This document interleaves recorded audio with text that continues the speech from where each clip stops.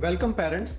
पिछले मॉड्यूल में आपने देखा कि बच्चे की डिलीवरी के पहले आप क्या तैयारी कर सकती हैं, और अब ये मॉड्यूल है अब बेबी पैदा हो गया है।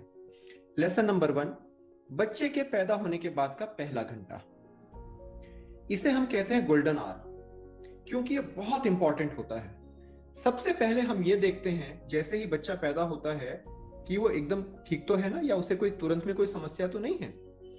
यदि बच्चा ठीक है तो काफी केसेस में हम उसे माँ की छाती पर वहीं लेबर रूम में या ऑपरेशन थिएटर में हम लिटा देते हैं। इसे कहते हैं immediate skin to skin contact, यानी त्वचा से त्वचा का संपर्क। ये बच्चे के लिए तो अच्छा होता ही है, माँ के लिए भी ये बहुत अच्छा होता है, बहुत फायदेमंद होता है। इसके बाद हम थोड़ी देर के लिए बच्चे को ले लेते हैं, उसे साफ करने के लिए, कुछ इंजेक्शंस लगाने के लिए, चेक करने के लिए और आपके घर वालों को दिखाने के लिए।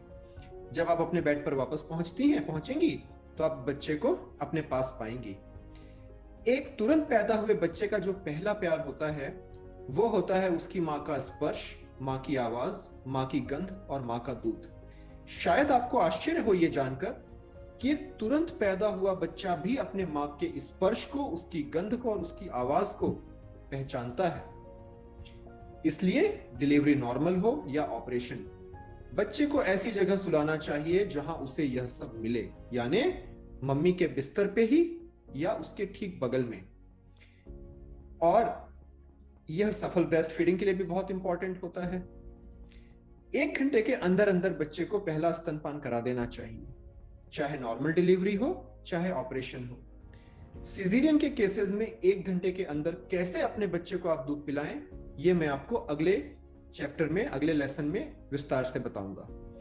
यहां पर एक बात फिर से आप समझिए कि जब बच्चे को अपनी माँ की गंध, अपने माँ की आवाज, अपने माँ का स्पर्श मिलता है तो उसे बहुत सिक्योर्ड फील होता है। उसे लगता है एक सुरक्षा कवच उसके चारों तरफ है, जैसे कि जब वो माँ के पेट में था तब था।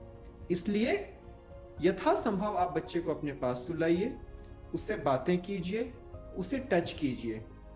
जितना आप बच्चे को टच करेंगे उतना आपका दूध जल्दी आएगा, ज्यादा आएगा और बच्चा आसानी से पी सकेगा। जो पहला दूध माँ को आता है उसे हम कहते हैं कोलेस्ट्रॉल। वो होता है इतना सा 5 ml, पर भरा पड़ा होता है विटामिन ए और इम्यूनोग्लोबुलिन से, जो बच्चे को बहुत सारी बीमारियों से बचाते हैं। इसलिए इसे बच्चे का पहला वैक्सीनेशन, पहला टीकाकरण भी कहते हैं। कोलेस्ट्रॉल 3-4 दिन तक आता है और उसके बाद आता है जिसे हम कहते हैं ट्रांजिशन मिल्क या मैच्योर मिल्क। जितना अच्छे से आप कोलेस्ट्रॉल अपने बच्चे को पिलाएंगे उतना अच्छे से आपका ट्रांजिशन या मैच्योर मिल्क आएगा।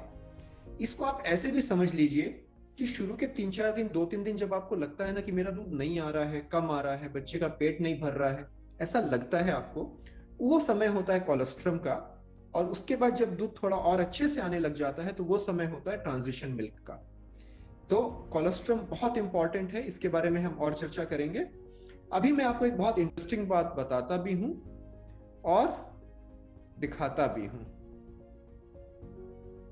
यदि आप तुरंत पैदा हुए बच्चे को भी माँ की छाती पे रख देंगे तो वो माँ की गंध के से आकर्षित होकर, दूध की गंध से आकर्षित होकर अपने आप अपने पैरों से क्रॉल करते हुए, सरकते हुए माँ की छाती तक, स्तन तक जा सकता है और स्तनपान कर सकता है। देखिए, इसे कहते हैं ब्रेस्ट क्रॉल। अपने इस छोटे से 1 दिन के बच्चे को ऐसे ही मत समझिएगा, बहुत काबिलियतें होती हैं इसके अंदर। इसके बारे में बहुत विस्तार से चर्चा की है मैंने ऑप्टिमम पेरेंटिंग न्यूबॉर्न के मॉड्यूल में। तो अगले लेसन में मैं आपको यह बताने वाला हूं ऑपरेशन के केसेस में, सिजेरियन डिलीवरी के केसेस में आप कैसे 1 घंटे के भीतर भीतर अपने बच्चे को स्तनपान करा सकती हैं। Best wishes.